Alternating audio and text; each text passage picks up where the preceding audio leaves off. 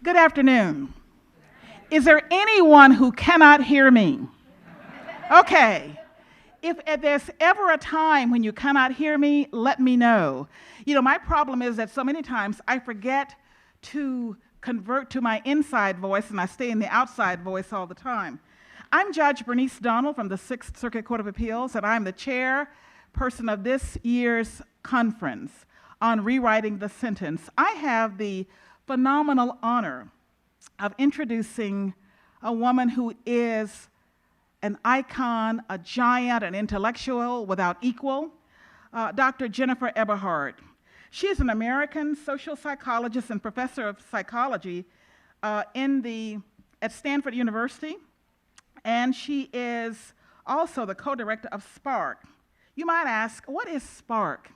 Well, SPARQ is a do tank as opposed to a think tank that partners with industry leaders to tackle disparities and inspire culture change using insights from behavioral science. SPARQ works on criminal justice, economic, mobility, education, and health issues. Now, in 2014, Dr. Eberhardt was awarded the MacArthur Genius Award for her work. Yes, we have amongst us a genius. And she studies the mechanisms and the effects of racial bias in our daily lives. And you know, we heard yesterday the judge who talked about his book constantly. Well, I want to tell you that I don't have a book, but I am featured in a book. Your Honor, if you had a book, I would buy it. Will you buy it? I would buy it. Well, no, you can buy it today. The book is Biased, and it's entitled Biased, Uncovering the Hidden Prejudice That Shapes What We See, Think, and Do. It's written by Dr. Eberhardt, and you will see Dr. Eberhardt right there. There have been a number of people who had written about the book and what it meant to them, and I want to just share with you today that we were concerned about whether or not other activities would keep Dr. Eberhardt from being with us. So I had developed an alternate plan to interview Morty, who's out at the book table, because Morty started reading this book and he was consumed by it, and he was eager to talk about what he learned from this book. So Morty can't get to do this today, but because Dr. Eberhardt is here, and you're in for a treat.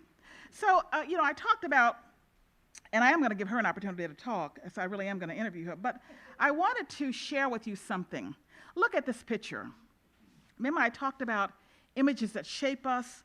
When you look at this picture, these are people of different races engaged in virtually the same conduct. This photo was taken after Hurricane Katrina. And if you look to your right, my left, there's a young man of color in the water.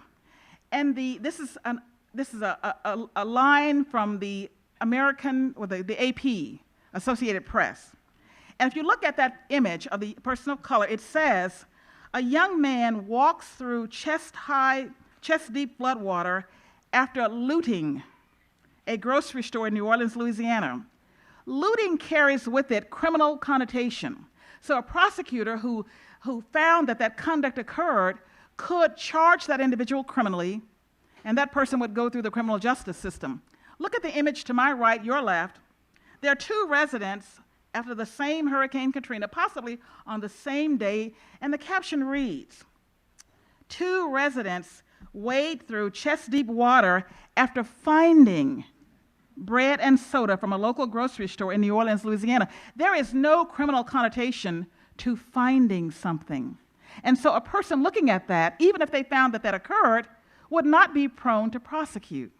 And so Dr. Eberhardt studies how we look at conduct by people who are similarly situated, but who are differently racially or ethnically identified, and how we make determinations based on that conduct. So you're probably familiar with the concept of implicit bias. And I want to, before I sit down to talk to Dr. Eberhardt, I wanted to share with you one more thing. And the reason I stood to introduce her is because she deserves to have someone stand and introduce her based on the work that she's done in this area. Many of you say, okay, so that's the newspaper. Nobody can trust the newspaper in their reporting. So what does that have to do with us? Let me share with you an instance that came from the courtroom in a case where the stakes were high. And I want you to keep in mind the people who were just up here. So when I was on the district court, I was presiding over a criminal trial. And in the criminal courts, in the district courts, federal trial courts, Judge Mobley, I used to do the initial voir dire, then allow the parties to voir dire the panel directly. On this particular morning, I was trying a drug case. I did my comprehensive voir dire, and then I went to the prosecutor and he did his, and then the defense attorney came to the well of the court, and she asked the venire this question: how many of you know what a drug dealer looks like? Raise your hand. And every member of the venire raised their hand in response to the question, what does a drug dealer look like? The attorney who did that is right over there, Doris Randall Holt. Doris, stand up. She asked that question. And when people, when she stopped, then you could see people's hands slowly come down as they realized what they were saying by their actions. Because if you are the fact finder and you know what a drug dealer looks like, and the person at the table fits the stereotypical image of what you think a drug dealer looks like, how do you give that person a fair trial? How do you do it, Judge Salas? So we as judges have to be concerned about that. The phenomenon behind that is implicit bias, what she wants to talk about today. So I'm going to sit down now because I'm not a speaker. I am a facilitator interviewer. So, Dr. Eberhardt, pick up that microphone, and you're going to have to turn it on. Yeah, I think that's the turn on right there. Okay. Push it up. So the first question that I want to ask you is, first of all, thank you for being here. What is implicit bias? And you can greet the people first and then tell us what it is. Hello. Hi. It's a pleasure to be here, and thank you for coming. And it's a pleasure. You have to keep it close. Oh, okay. Can you hear me okay? It's a pleasure to sit with you, Judge Donald, again, and to share the stage with you. I went to Memphis to interview Judge Donald about her story some time back, and wrote about that visit. And we talked about implicit bias. And implicit bias is defined as the thoughts and the feelings that we have about social groups that can influence our decision making and our action even when we're not aware of it. And so this is the focus of the book, and to kind of look at that in different contexts. Oftentimes when you talk to people about implicit bias, people say, you're calling me a racist, a sexist, an ageist. You're calling me an anti-Semite. You're calling me something. You're branding and labeling me. Right. Is that what you're doing when you talk to people and say that we're all implicitly biased? Well, no. So implicit bias is something that's different from bigotry. So you don't have to be a bad person to have this implicit bias. You don't have to be out burning, crosses or spewing hate. It's a kind of bias that happens unintentionally, and it can get triggered sure. Despite our motivations and despite our intentions to be fair, really. Okay, well, implicit bias, though, wouldn't reside in people who are properly trained and who are sworn to be fair and impartial, would it? I believe that's a leading question, isn't that what they call it?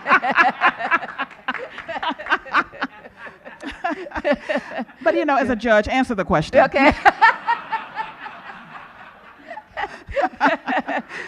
Implicit bias is something that we are all vulnerable to, really.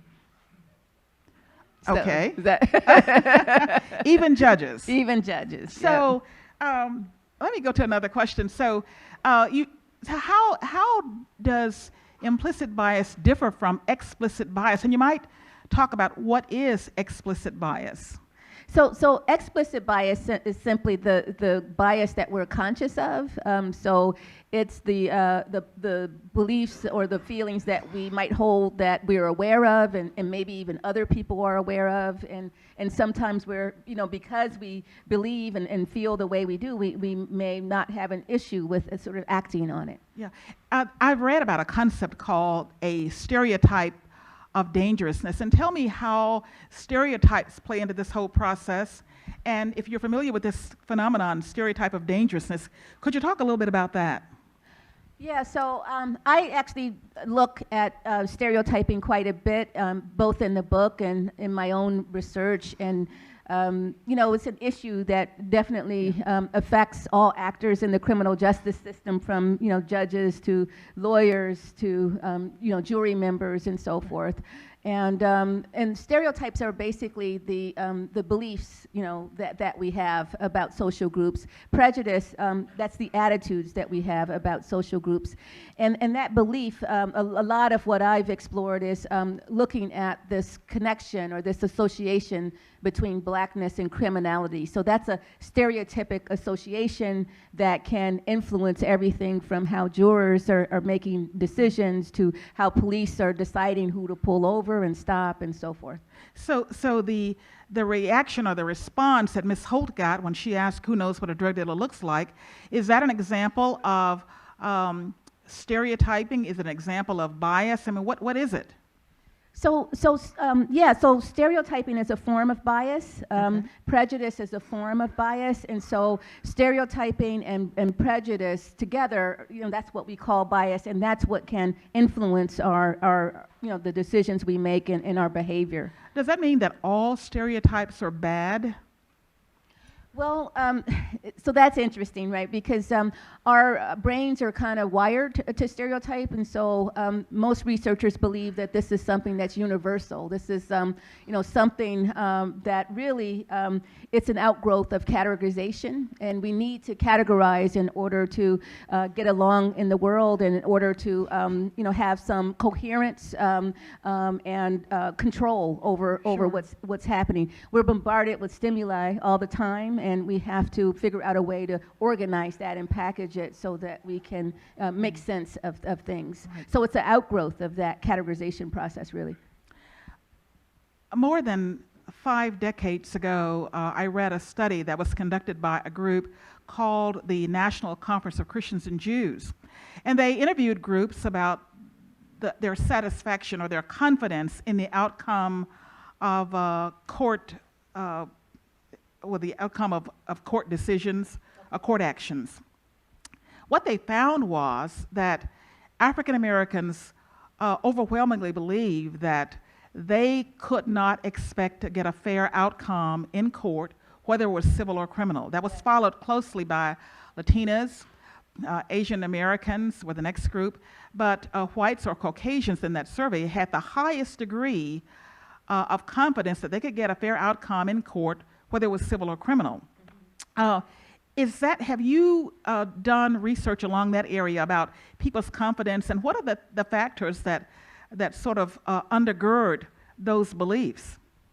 Well, yeah, I mean, the confidence varies sometimes because the treatment varies, and because the outcomes vary, and so the confidence is kind of a reflection of that, really, and that is all a reflection of the trust that people have in a system that they don't believe it works for them. Right. So during this conference, we've heard a lot about, not a lot, but we've heard some about brain science and neuroscience. And what role does neuroscience play in the work that you're doing around the issue of implicit bias?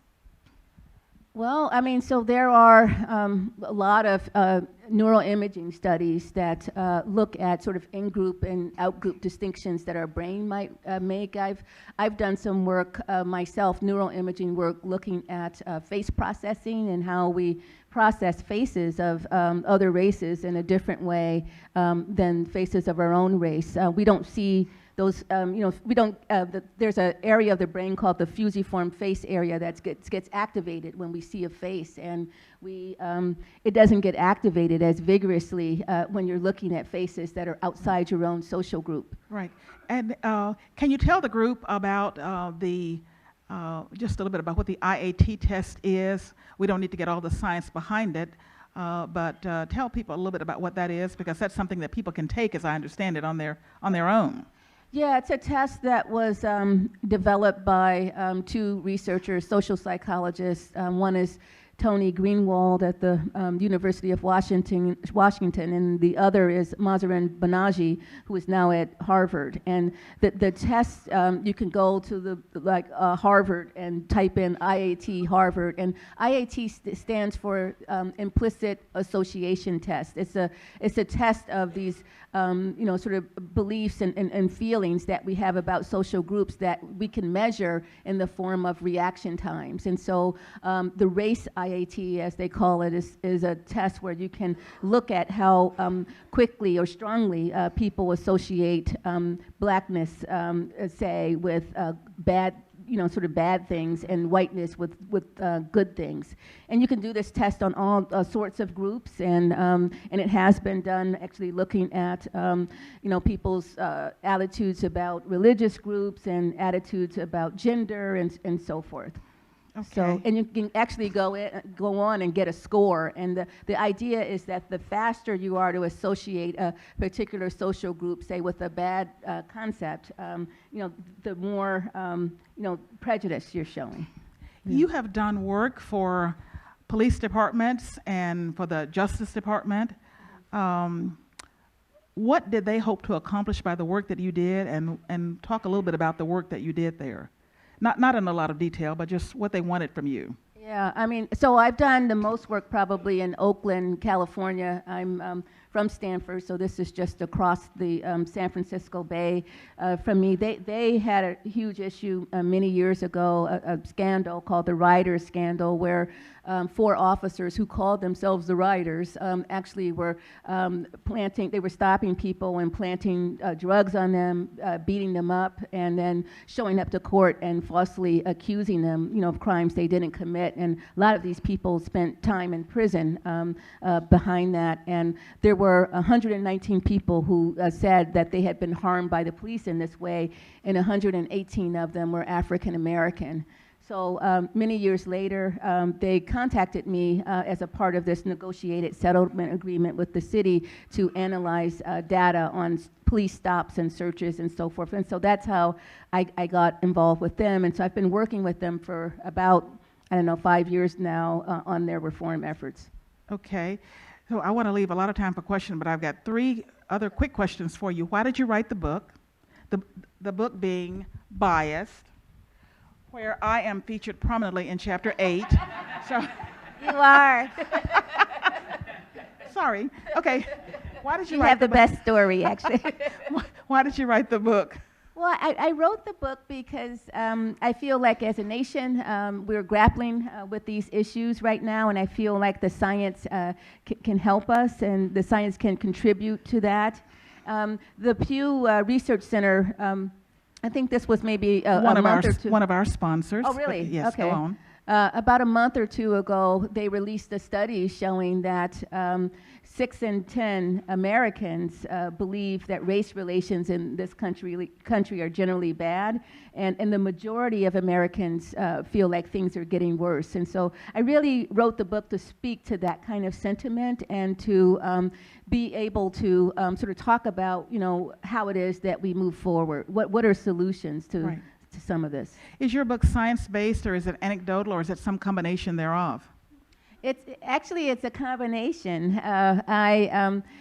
I mean, there are books out there that Sure. treat the subject as a scientist. I'm a scientist, but I wanted to add the stories in the book as a way both to explain the science and to help people to understand the relevance of that science to their own lives. And also the stories actually help to the science itself can lead people to think about their own stories differently. Okay. We've been talking about bail, about sentencing, about pretrial detention, and a range of issues. Are those areas where implicit bias can manifest and can influence decision making?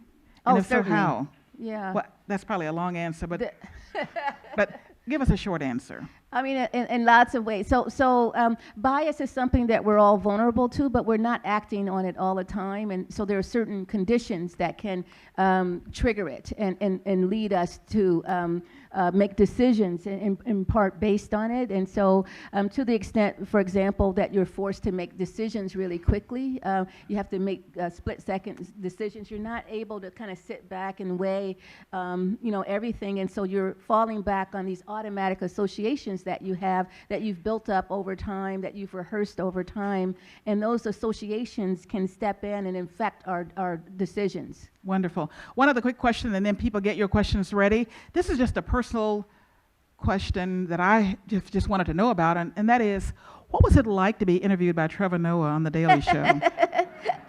Scary. Okay, fair enough.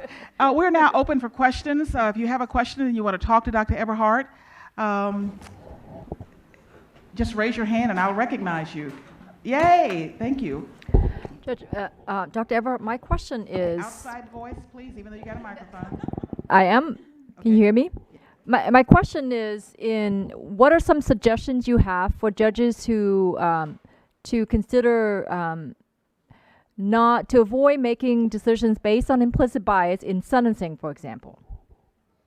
Yeah, so a lot of the suggestions we would make, it would be about sort of how to, given that we all have these biases that are built up over time, that the key is to understand the conditions that are going to activate it and then lead you to make a decision that is in part influenced by it.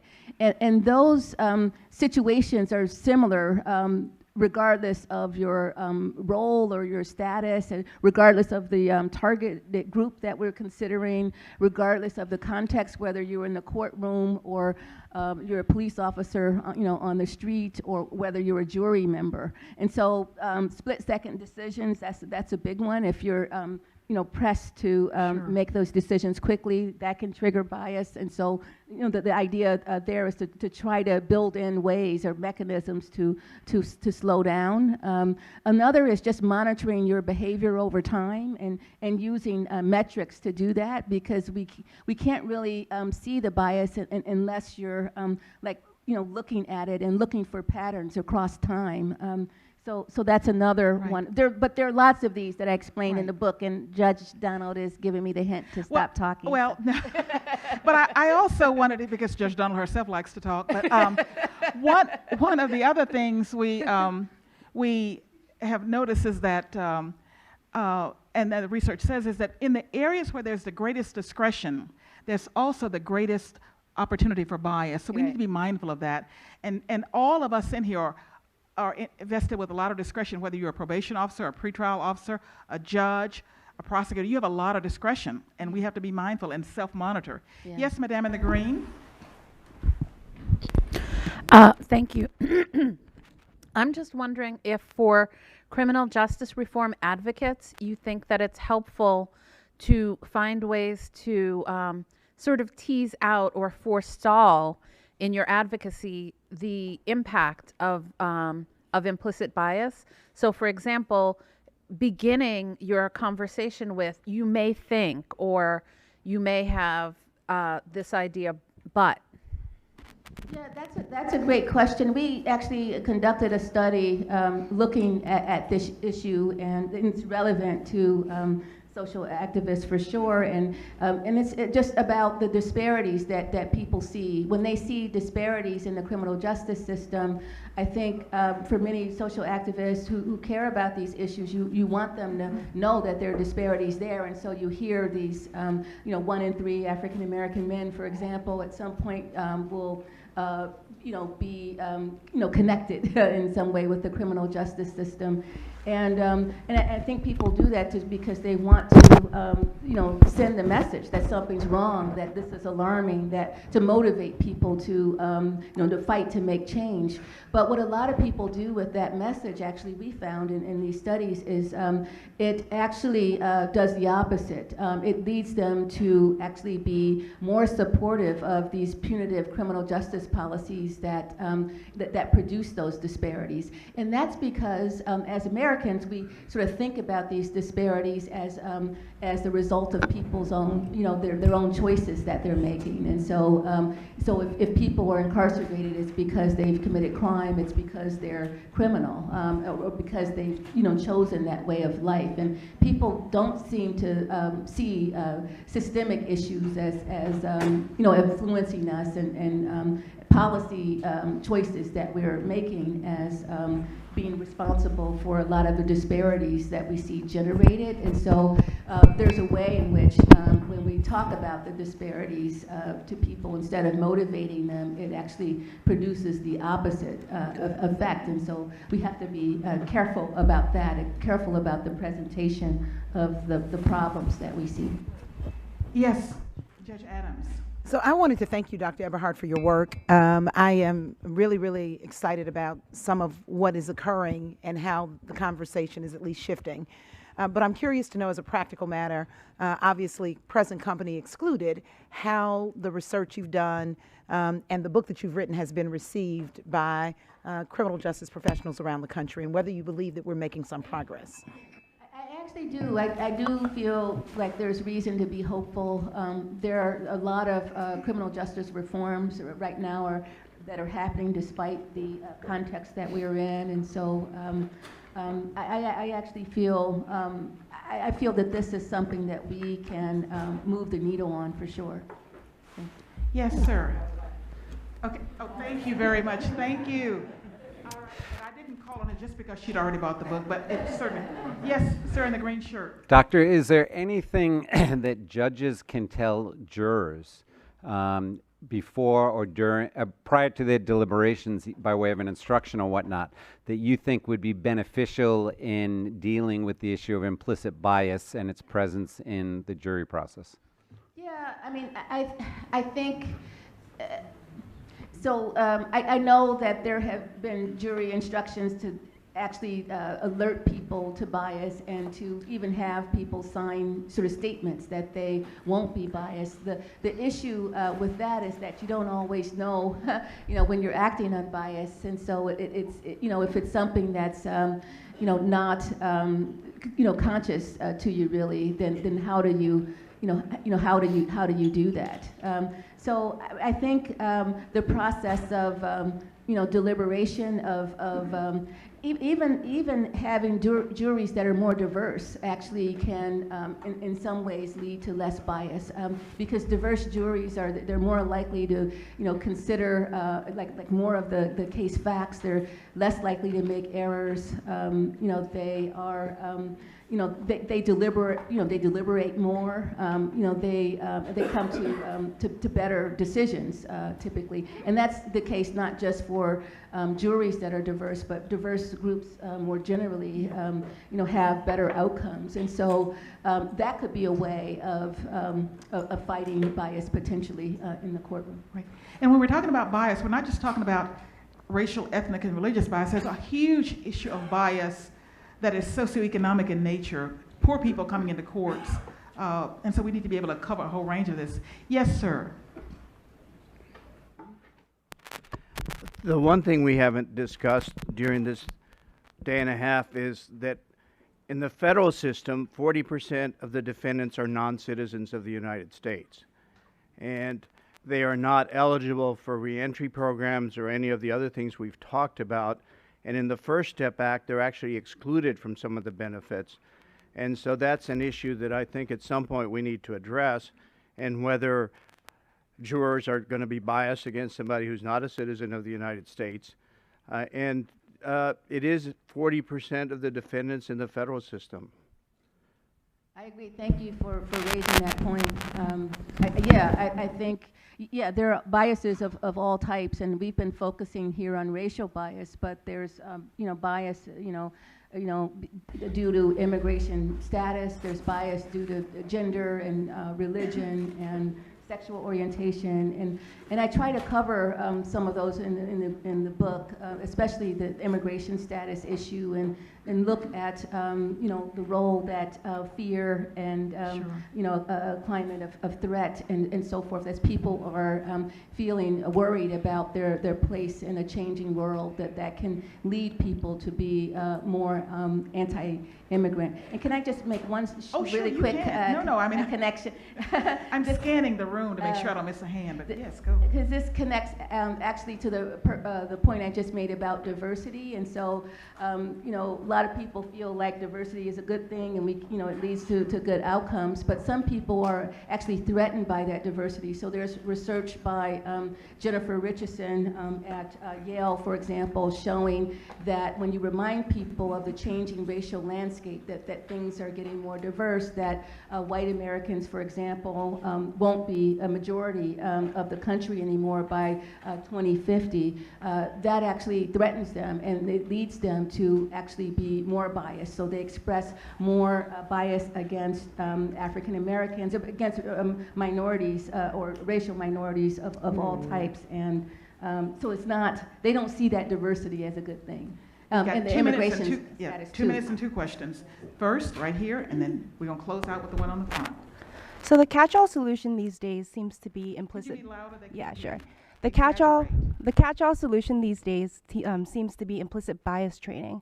And I guess there are a lot of people who also say that implicit bias training kind of is a facade that allows us to ignore these kind of underlying issues. So I was wondering what your perspective is on that. Yeah, that's a great question. That's something that I also tackle in the book.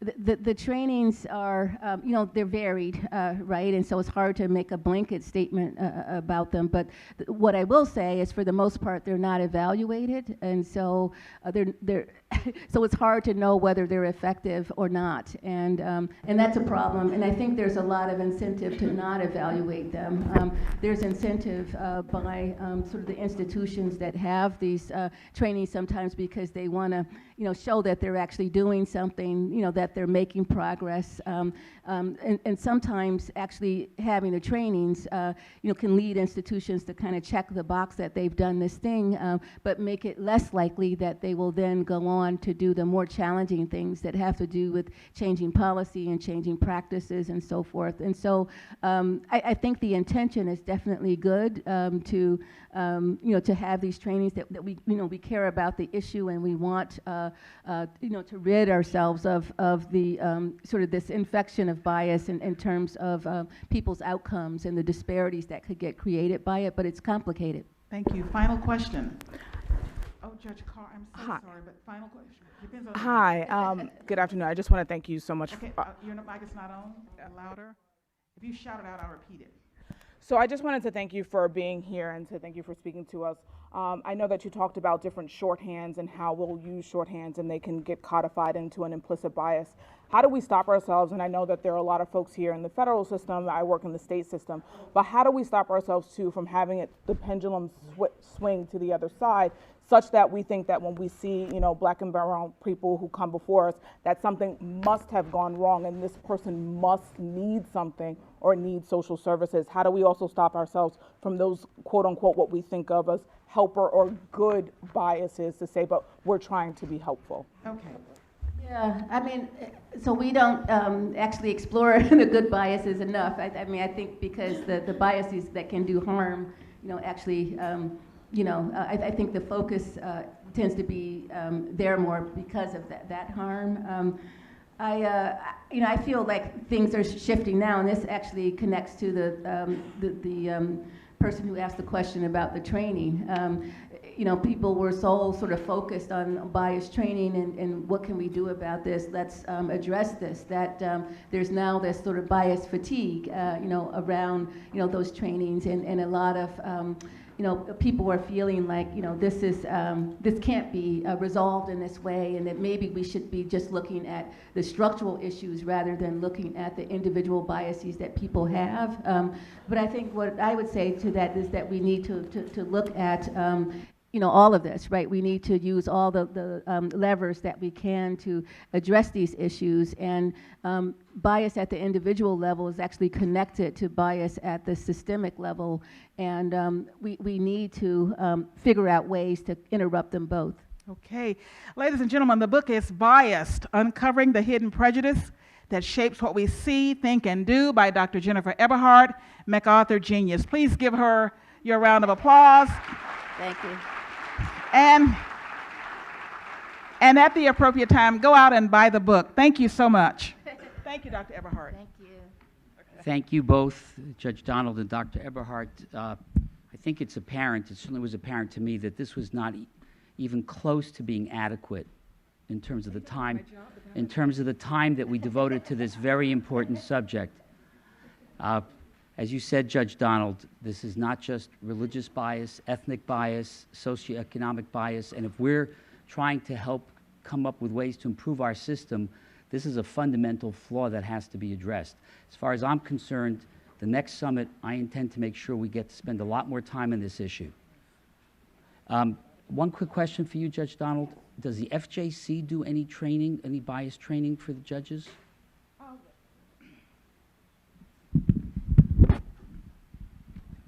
We are working to get this a part of the judges' training. There have been some sporadic trainings, but I don't think that we have a consistent commitment to including this in all of our trainings.